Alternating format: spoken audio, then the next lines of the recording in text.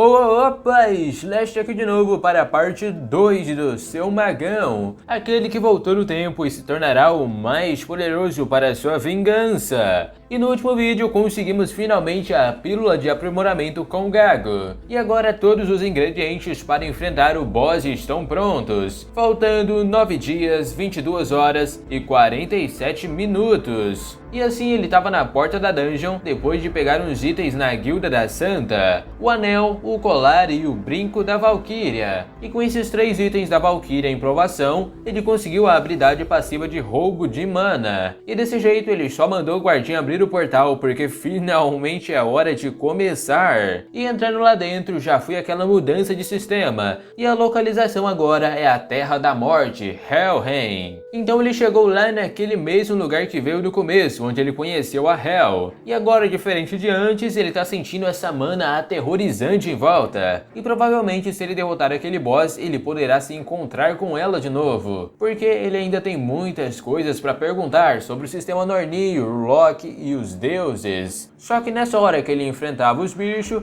ele começou a lembrar do que a Santa falou, porque ela disse sobre o estilo de combate mago de batalha, que usa tanto magia como os ataques físicos. E até agora ninguém conseguiu se especializar nisso, já que ele não é tão poderoso como magos de longo alcance ou guerreiros de curto alcance. É uma posição estranha que não se especializa em nada, mas se for o seu magão, a história é outra, porque a capacidade dele vai muito além. E desse jeito todos os bichos foram derrotados, enquanto lá de fora o guardinha sentiu que tinha alguém aqui, então ele já invocou a sua espada para ver quem é, mas na verdade é só uma mulher que veio de carro, e essa é a Yeonjo, e pelo que parece ela estudou na escola de graduação junto com o guardinha, só que depois disso eles nunca mais se falaram porque ela foi para uma guilda diferente, e ela na verdade veio aqui a trabalho, e já vai perguntando se ele agora tá gerenciando dungeons, e ela também tá curiosa porque tem um rumor circulando aí que a mestra da guilda tá doente, e o guardinha com a cara fechada já fala que é claro que isso é só um rumor,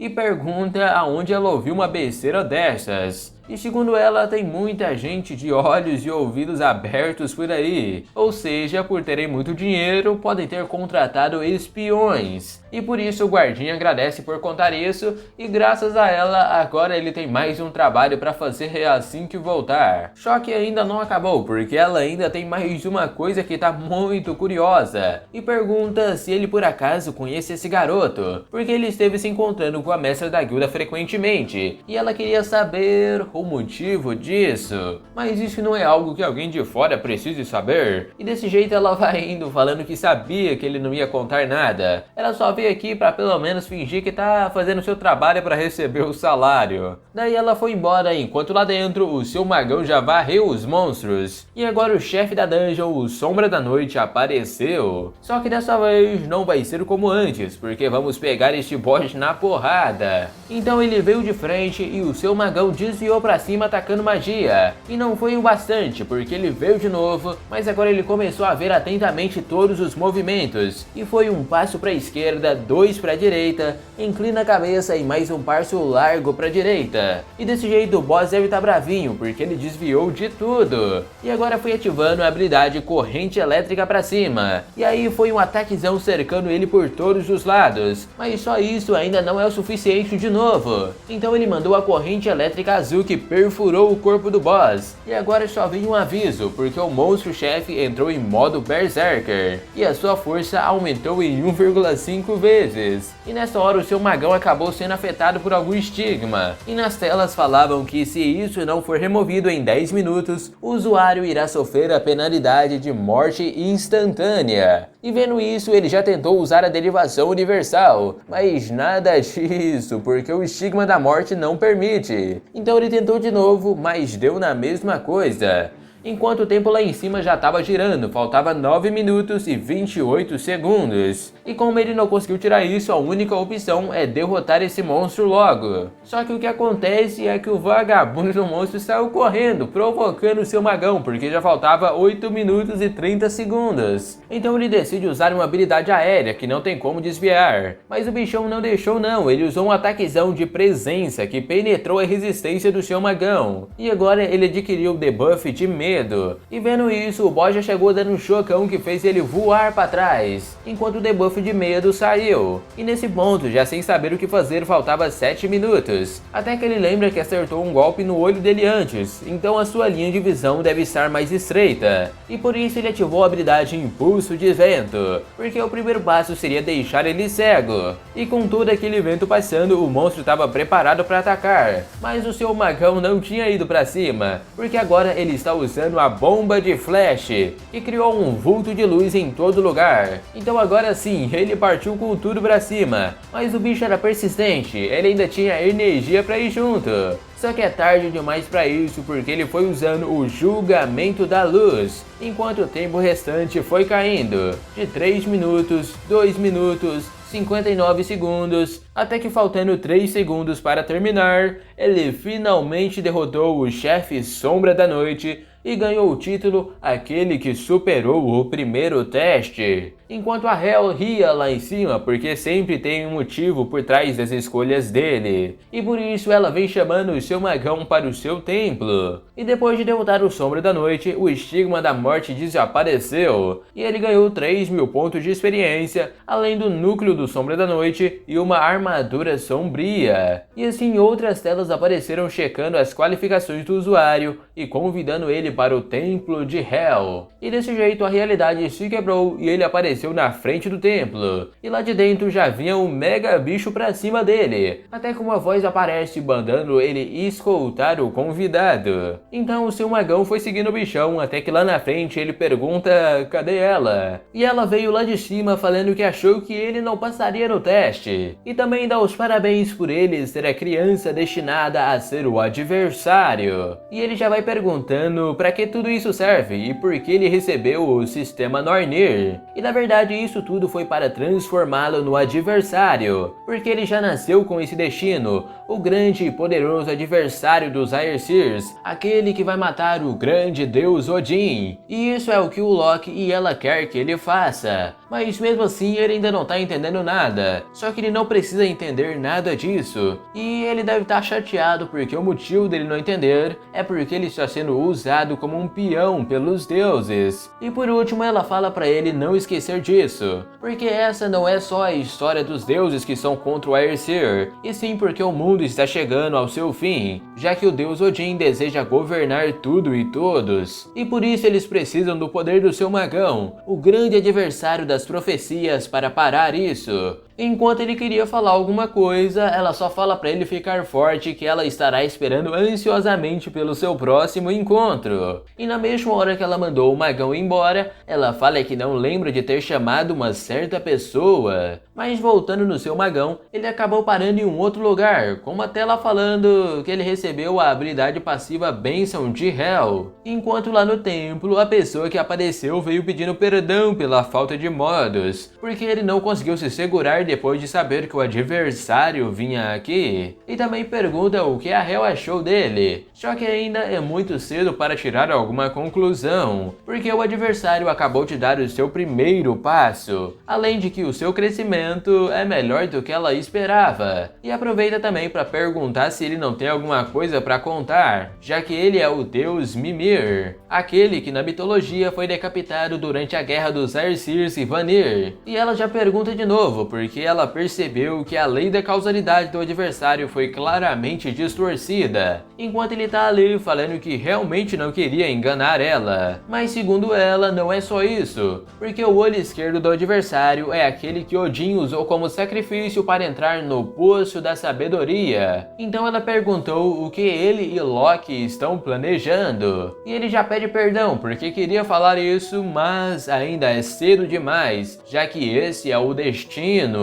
E como é isso, ela fala que mesmo esperando não vai ficar parada, porque de acordo com a profecia, ainda tem muitas coisas difíceis à espera do seu magão, e por isso ele precisa de um guia que o coloque no lugar certo. E assim, faltando 7 dias para entrar na Academia Milais, a mulher tá andando ele andar logo para terminar de comprar os itens que ele precisa. Mas na verdade ele ainda tá meio voado das ideias, porque mesmo tendo passado por muita coisa, a única coisa que ele ganhou foi mais e mais perguntas, além daquela habilidade passiva de Bênção de Hel Rank X. E ele não tem só essa com esse tal Rank X. A habilidade é aquele que é observado pelos deuses e o olho absoluto também é desse mesmo rank. E esse X aí seria talvez de extraordinário, algo que ele nunca viu antes na sua vida. E por isso ele quer saber o que os deuses que estão contra o Aesir querem para dar uma habilidade como essas. Enquanto ele tá assustado é com o preço dessa espada de mana, que a mulher tá comprando porque custa 300 milhões de won. E segundo ela, a qualidade dos itens da academia não são lá grande coisa, e por isso é melhor levar os seus próprios itens. Então ela foi olhar o próximo item na lista imensa de que eles vão comprar, até que ele lembra de quando ele conheceu ela umas horas atrás. Ela veio se apresentando como a JR1, que foi mandada pela mestre da guilda para dar um presente a ele. E nisso ele pensou que seria só algumas coisas, poção, não que fosse esse monte de coisa. Até que agora ela tá querendo comprar uma armadura, mas ele fala que já tem uma, aquela mesma que ele pegou quando matou o Sombra da Noite. E mesmo ela estando mais fraca com a morte de seu dono, ainda é muito forte, dando ao usuário a habilidade ativa de furtividade. E ouvindo isso da furtividade, ela pergunta se ele precisa de um artefato que dê furtividade, mas ele apenas estava pensando alto, e pergunta se as pessoas aprendem essa habilidade. E na verdade, o único raider que tem essa habilidade neste país é o irmão dela, o gerente Park Sung-jae, ou mais conhecido como Guardinha da Santa. Aí o seu magão fica até em choque, porque eles não se parecem nada. Só que nessa hora, ele começou a sentir alguma coisa ressoando no seu olho, e essa luz que estava aparecendo parecia a mesma do Portão dos Tesouros. E vendo isso, ele foi andando para frente, enquanto na tela falava que o olho absoluto penetrou nas falsas ilusões, mostrando a verdade absoluta. E assim a habilidade de detecção foi adquirida.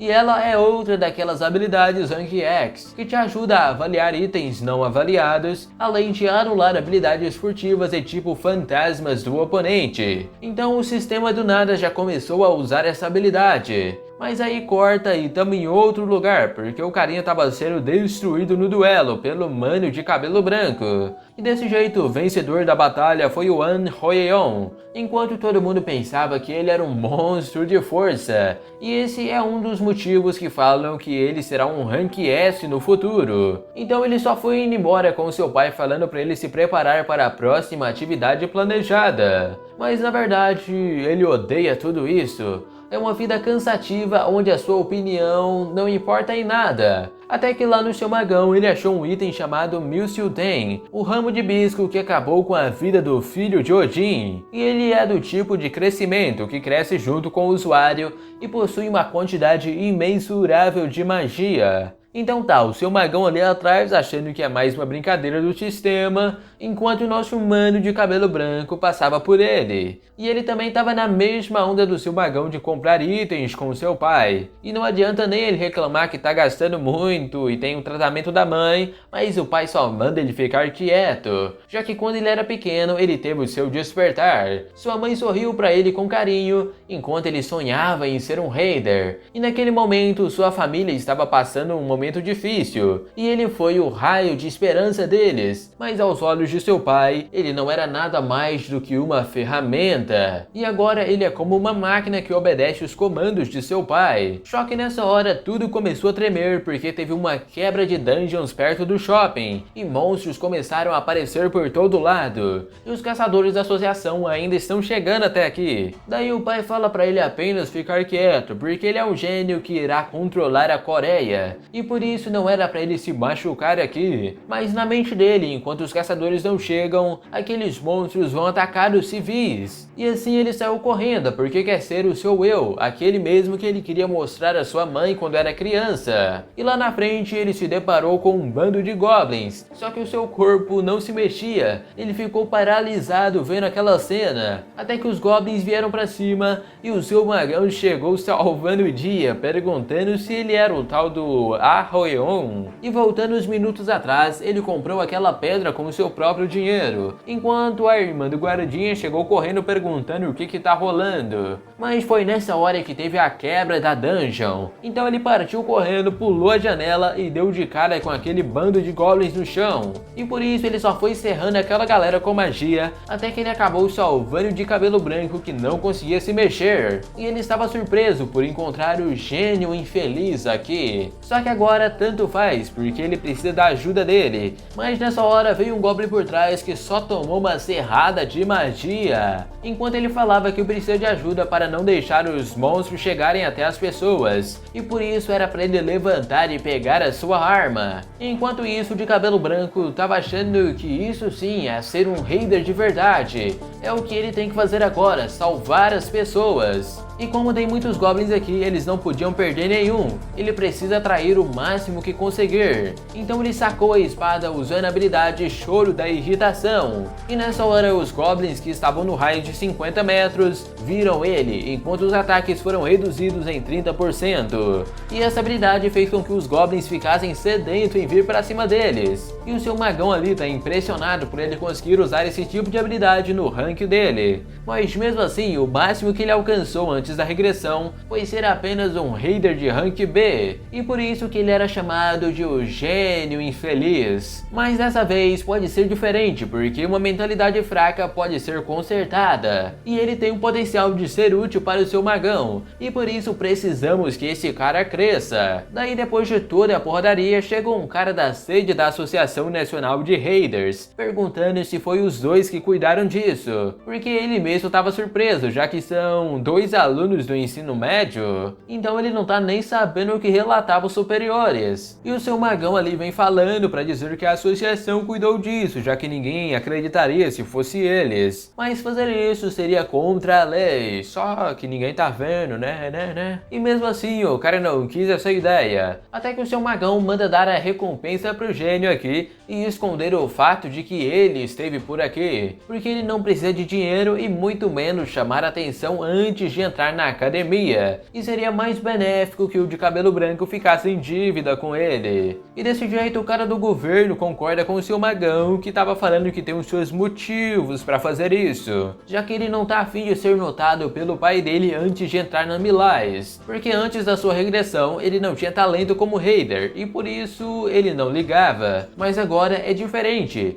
e ele ainda nem sabe que o seu magão mudou para o caminho de um mago, então seria melhor manter as coisas em segredo por enquanto, já que sua vingança deve ser silenciosa e discreta. E para isso ele precisa ficar realmente forte até o momento em que ele possa cortar a garganta dele fora. Daí, como o gênio não queria aceitar isso, o seu magão fala que o que ele fez foi significativo, e se ele não tivesse hesitado, alguém poderia ter morrido, então ele sim merece isso. E assim foi tudo decidido e o seu magão foi indo embora, até que o gênio pergunta o nome e o número dele, mas ele apenas fala que não precisa disso, já que eles vão se ver com frequência na academia Milais. Aí o cara ficou de boca aberta, porque o seu magão tinha a mesma idade que ele. E desse jeito chegamos no primeiro dia da academia Milais, e todos já estavam prestando atenção no gênio das artes marciais e na Seoina, que segundo o seu magão isso é o esperado, já que ela será uma das melhores raiders do mundo, e seria vantajoso trazer ela pro lado dele, mas agora temos mais coisas importantes para fazer. Então a cerimônia começou com o presidente da academia se apresentando, e vendo essa aparência dele, ele lembra da mesma aparência da sua amiga de infância morrendo na sua frente, e por isso ele já tá convicto que não vai deixar ela morrer dessa vez. E agora eles vão começar a cerimônia de entrada da Academia Milais, e nessa cerimônia há um evento especial preparado, um jogo onde todos os alunos, antigos e novos, tentam roubar o cartão de identificação um do outro em um espaço anexado. Então agora começaremos a caça aos novatos. E nessa hora um círculo mágico começou a brilhar embaixo de todo mundo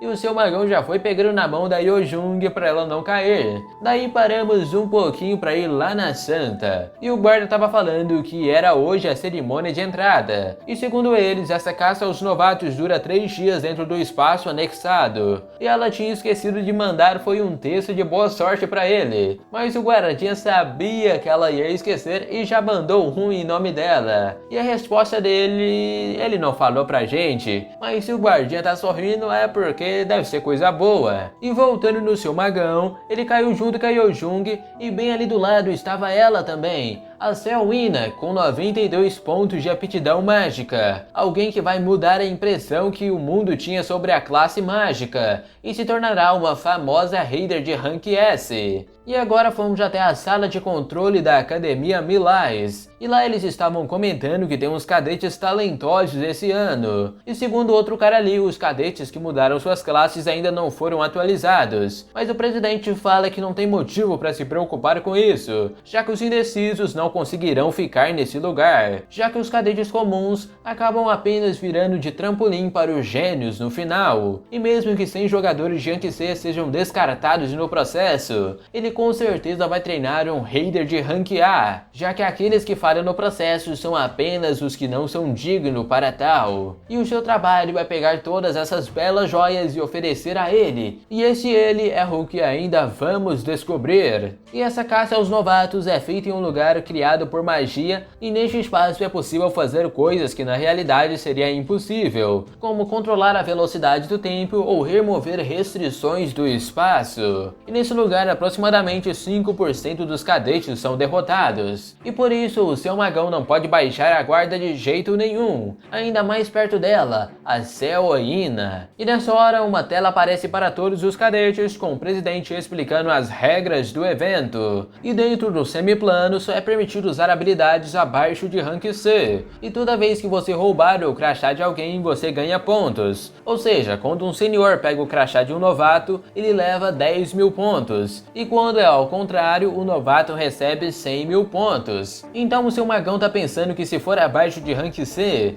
ele não pode usar a corrente elétrica. Mas tem um porém, porque ele não falou de habilidades únicas. E o que aquele cara lá quer é só se livrar dos cadetes fracos e pegar apenas os talentosos, já que ele não falou de habilidades únicas e nem sobre os limites de atributo. Então ele vem chamando a Yojung para sair daqui e encontrar um abrigo, já que eles ficarão 3 dias por aqui. E nesse lugar tem muita coisa que a gente pode usar, como armadilhas de debuff, o lago da cura e a floresta do pesadelo. Mas a Yojung tá ali perguntando se não seria melhor levar aquela mulher com eles. E nos pensamentos do seu magão isso seria bom, mas ela não é uma pessoa que ele possa controlar. Embora tudo que ele saiba dela venha de notícias, no tempo antes da regressão teve um incidente em que ela perdeu o controle por raiva e atacou várias pessoas. E desse jeito a Yojung foi lá chamar ela para fazer parte do grupo. Mas segundo ela, eles vão ter que esperar para decidir isso depois, porque acabou de chegar 2 seniores para pegar eles. Só que essa pordaria, quer dizer, espancamento, vamos deixar para a próxima parte. E se vocês querem ela, vão deixando muito like aí embaixo e se inscrevam aqui no canal. E comenta o seu magão embaixo para eu ver se vocês estão vendo isso até o final. Mas é isso, a segunda parte do grande Seu Magão vai ficando por aqui.